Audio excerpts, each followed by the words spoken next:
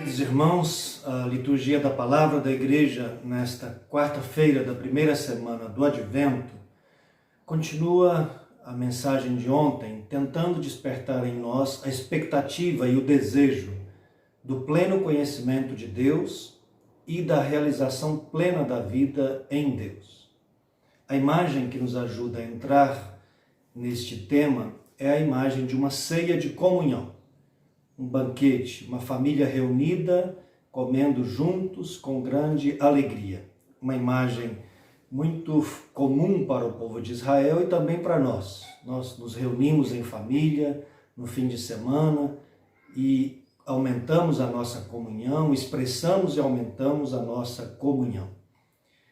A primeira leitura apresenta uma promessa do profeta Isaías, de que no Monte Sião, no alto do Monte Sião, Deus prepararia para o povo de Israel, aliás, não só para o povo de Israel, para todos os povos, mas na cidade de Jerusalém, um banquete cheio de fartura, um banquete pródigo realmente, né? Com vinho puro, com pratos deliciosos, carnes gordas e vinhos decantados. Então, um banquete suculento, mas como acontece muitas vezes nas nossas vidas, encontramos-nos em banquetes, em ceias familiares, em que, embora haja muita comida, há pessoas que estão tristes, né? Às vezes há divisões, há problemas. Então a leitura vai mostrar no segundo momento que não só Deus oferece esse banquete material, mas Ele cura todos os corações sofridos.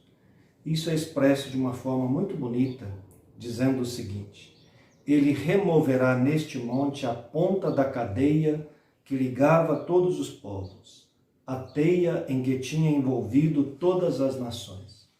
Utiliza-se aqui duas imagens, né? A imagem de uma cadeia que nos amarra a todos os povos e de uma teia de aranha, que também amarra todas as pessoas no sofrimento. O pecado, o sofrimento e a morte que nos amarram. Outra versão que eu encontrei fala de um véu estendido sobre os povos.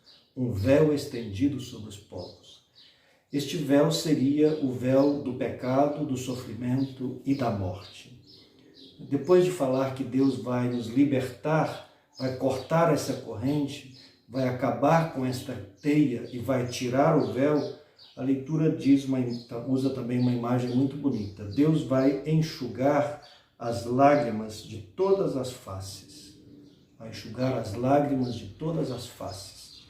Sempre que eu encontro esse texto, eu me lembro também daquele salmo que diz que como um odre, Deus colhe todas as nossas lágrimas. Ou seja, todas as lágrimas que nós choramos nesse mundo não foram indiferentes a Deus. Deus as colheu e vai enxugar nesse Monte Sião, no fim, todas as nossas lágrimas.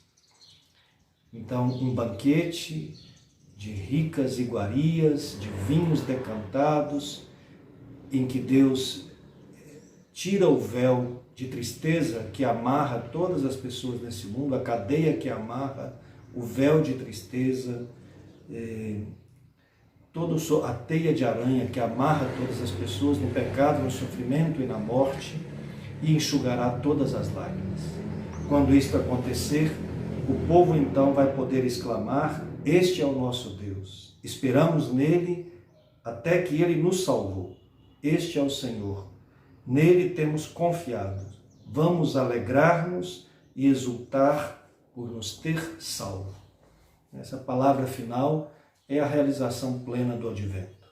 Esperar no Senhor, confiar no Senhor, e Ele nos dará a alegria. Não é em vão esperar no Senhor e confiar nele. Esta é a primeira leitura. Esta primeira leitura tem sua plena realização em Jesus, que também realizará um banquete de grande fartura e que dará vida às pessoas. Jesus sobe a montanha, como era muito próprio da ação de Jesus, subir a montanha. Na montanha, Jesus refazia suas forças, encontrava-se com o Pai, refazia o sentido de sua vida. Ia estar já aí há 3 dias com a multidão, curando. O texto diz que a multidão vem a ele e ele cura as pessoas de todas as suas doenças. Depois de estar aí há 3 dias com as pessoas, ele percebe que as pessoas têm fome e tem compaixão delas. Diz o texto: tenho compaixão da multidão, porque já faz 3 dias que está comigo e nada tem para comer. Não quero mandá-las embora com fome, para que não desmaiem pelo caminho. Ou seja, Jesus, sensível como sempre, que sente a dor das pessoas, que é capaz de sentir ao outro, e sente então compaixão desta multidão que está faminta. A reação dos discípulos, bem própria da lógica do mercado, eles dizem: onde vamos buscar neste deserto tantos pães para saciar tão grande multidão? Ou seja, a lógica do número, a lógica da quantidade. Eles olham mais o que eles não têm do que aquilo que eles têm, porque o que eles têm é muito pouco. É muito próprio da lógica humana olhar o que falta em vez de olhar o que se tem, porque com o pouco que se tem, Deus pode fazer muito. Então Jesus pergunta: quantos pães tendes? Eles responderam: 7 pães e alguns peixinhos. Em alguns outros textos dos relatos da multiplicação dos pães, fala de 5 pães. Aqui fala de 7. O número 7 é um número simbólico, significa a plenitude, a totalidade. Então poderia significar aqui que o dar-se por inteiro, o entregar-se por inteiro, mesmo que esse inteiro seja pouco. Quando a gente dá por inteiro o pouco que tem, Deus pode fazer um grande milagre com o pouco que a gente tem. Diferentemente de alguns outros relatos da multiplicação dos pães, aqui é Jesus que toma toda a iniciativa da ação. Jesus organiza a multidão, parte os pães, mas não deixa de entregá-los aos discípulos, para que os discípulos também trabalhem. E os discípulos os entregam à multidão.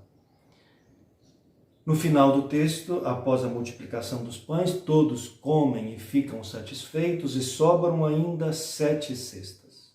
7 cestos cheios de pães. De novo o número 7, que pode indicar então a totalidade das nações. É assim como a primeira leitura, o banquete era oferecido para todos os povos.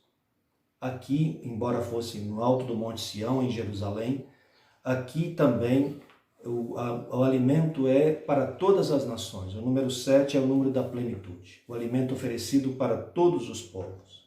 Que nos faz lembrar também os 7 diáconos, no livro dos Atos dos Apóstolos, que são estrangeiros, gregos, que oferecem, que são responsáveis pelo serviço da mesa. Então, a conclusão desse evangelho é uma conclusão muito bonita. Jesus rompe o véu que nos impede conhecer a Deus e nos impede ter vida plena. Mata a fome da nossa alma, a fome do nosso desejo de conhecimento e mata a fome do nosso corpo. Nos dá plena realização de vida. Nos mostra um Deus generoso, pródigo e que nos enche de alegria com a plenitude dos dons que Ele nos dá.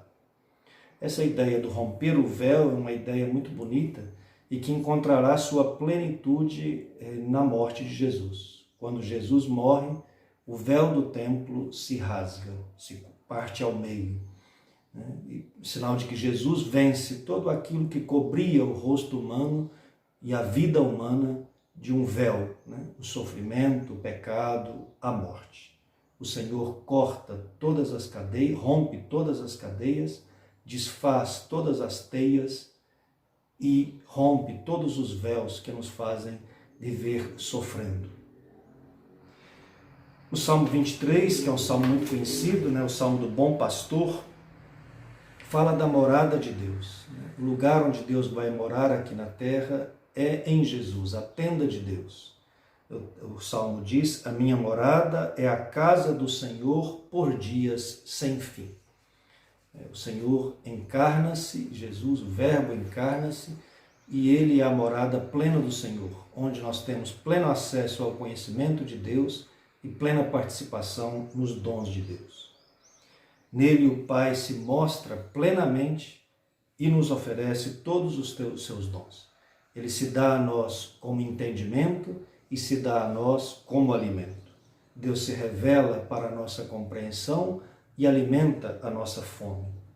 Diante de mim preparas uma mesa e restaura as minhas forças, diz o Salmo. Então, a liturgia da palavra desta quarta-feira quer despertar em nós fome de Deus. Na linha do pedido dessa semana, do desejo de Deus, nós temos fome de Deus. Temos sede e fome de Deus.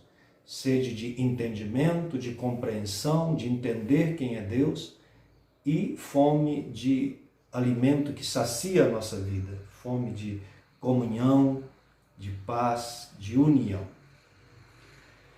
Para terminar, então, perguntemo-nos neste dia: eu valorizo os momentos de refeição e de comida com amigos e em minha família? O momento em volta da mesa é sempre um momento de criar comunhão, gerar comunhão. Eu valorizo esses momentos? Uma segunda pergunta poderia ser: quais são os véus que cobrem hoje os meus olhos e que me impedem compreender e ser mais feliz, me realizar mais? Quais são os véus que me impedem conhecer mais a Deus e possuir mais a Deus, desfrutar da sua presença e dos dons que Ele nos dá? Que Deus nos ajude nesta quarta-feira a aumentar a nossa fome de Deus e a nossa fome de participar da vida que vem de Deus. Assim seja.